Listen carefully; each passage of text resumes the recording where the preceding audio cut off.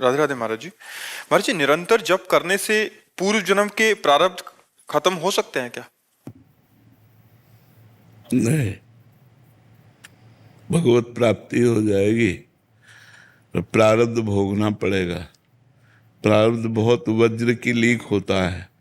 नहीं तो जितने संत महापुरुष हैं ये तो भजन के स्वरूप ही हैं। रात दिन भजन होता है, फिर इनको प्रारब्ध क्यों भोगना पड़े? बड़े बड़े सिद्धों को प्रारब्ध भोगना पड़ता है।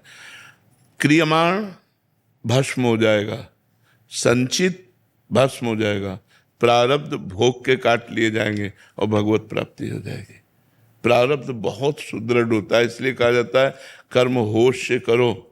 अगर गलत कर्म हो जाए तो उनको तत्काल प्रायश्चित करो, भस्म करो, नष्ट करो, कहीं वो प्रारब्ध न बन जाए। अगर प्रारब्ध बन गया, बड़े बड़े महापुरुषों को, रामकृष्ण परमहंस जी के गले में कैंसर था, बड़े बड़े महापुरुषों को कष्ट प्राप्त हुआ। तो ये अगर प्रारब्ध भजन से नष्ट किया जा सकता तो हो जाता, नहीं हो जाता। लेकिन प्रारब्ध भोग अवश्य में वो भोक्तव्यम कृतम कर्म शुभ, इसीलिए डरना चाहिए। अगर पाप कर्म बन जाए तो उसे तत्काल विद्वानों से, संत महात्माओं से पूछ करके उसका नाश करना चाहिए। भजन है, अनुष्ठान है, तीर्थयाटन है, दान पुण्य है, उस किसी भी तरह से उस पाप कर्म को नष्ट कर देना चाहिए। अगर वो नष्ट नहीं हुआ और वो गुप्त पड़ा रहा तो प्रारब्ध बन जाएगा। प्रारब्ध बन गया तो अवश्य में भोक्तव्यम, ये भगवान के वचन है, अवश्य में वो भोक्तव्यम कृतम कर्म शुभाशुभम। जो तुमने शुभ अशुभ कर्म किए हैं उनका फल तुम्हें भोगना पड़ेगा।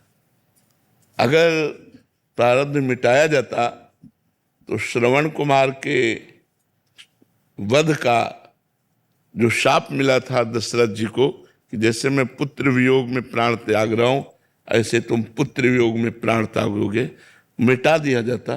क्योंकि भगवान स्वयं जिनके पुत्र बने हैं, लेकिन ऐसा नहीं हुआ। वो वैसे ही पुत्र वियोग में तड़प तड़प के राम राम कही राम कही, राम राम कही राम, ऐसे प्राणों का त्याग किया। तो यदि उनके पुत्र कोई संसारी होते तो दुर्गति हो जाती, पर पुत्र सच्चिदानंद भगवान राम तो क्या कहना, सदगति हो गई। राम राम कह करके भगवान का चिंतन करके प्राण त्याग रहे हैं। लेकिन कितना बलवान कर्म है कि अगर श्रवण कुमार का वध अनजाने में बन गया और उनके माता पिता ने कहा जैसे मैं तड़प कर पुत्र वियोग में प्राण त्याग रहा हूं ऐसे तुम भी त्यागोगे, तो ऐसे ही उनको त्यागना पड़ा। तो इसलिए हमें लगता है कि प्रारब्ध कर्म बहुत बलवान है और उसको भोगना ही पड़ता है। अगर भोगना न पड़ता तो बड़े बड़े सिद्ध संतों के शरीरों में कोई पीड़ा ना होती, क्योंकि भजन के द्वारा परिपक्व हो गए तो उनके सारे के सारे पाप नष्ट हो गए। महाराज जी नाम जप से कुछ कम तो हो सकता है? नाम जप से सहने की सामर्थ्य आती है, सहने की सामर्थ्य आती है। वो व्यथित नहीं होगा, वो व्याकुल नहीं होगा, वो परेशान नहीं होगा, हर कष्ट को वो सह सकता है भगवान के भजन से। इतना और आनंद बना रहेगा, कष्ट में आनंद बना रहेगा। ये भगवान के भजन का प्रभाव होगा कि कष्ट में आनंद बना रहेगा। नहीं, कष्ट में कहीं आनंद होता है, पर कष्ट में आनंद बना रहेगा, ये भजन का प्रभाव होगा। वो कष्ट उसे आनंद प्रदान करेगा, उसके अंदर एक आनंद की उमंग होगी जिसमें दुख दुख नहीं लगेगा, दुख भी सुख का अनुभव कराएगा। और जब भजन नहीं होता तो सुख ही दुख का अनुभव कराने लगता है। सुख सामग्री सब है, शरीर स्वस्थ है, लेकिन मानसिक विक्षिप्त है, मानसिक परेशान है। इसलिए भजन करना ही चाहिए। भजन से प्रारब्ध भोगने की सामर्थ्य आती है। भास्कर जी गुजरात से। राधे राधे। राधे राधे महाराज जी मन की शांति क्या है और वो कैसे मिल सकती है? वहीं हम बैठे हैं, बिल्कुल जहां आपने प्रश्न किया है वही प्रसंग खुला है।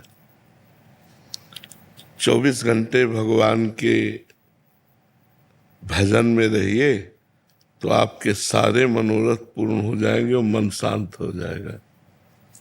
मानो आपने प्रश्न जो किया वो पहले ही उत्तर लिखा हुआ है इसमें। कह रहे हैं 24 घंटे आप भगवान का नाम जप कीजिए, 24 घंटे का अभ्यास बनाइए। आपको जो चाहिए संसार से लेकर भगवान तक सब कुछ प्राप्त हो जाएगा।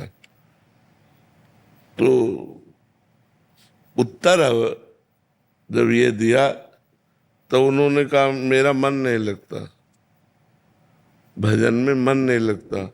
मान लो आपने उपाय तो बताया कि 24 घंटे यदि भगवान का नाम जप किया जाए तो जो कुछ चाहोगे वो प्राप्त हो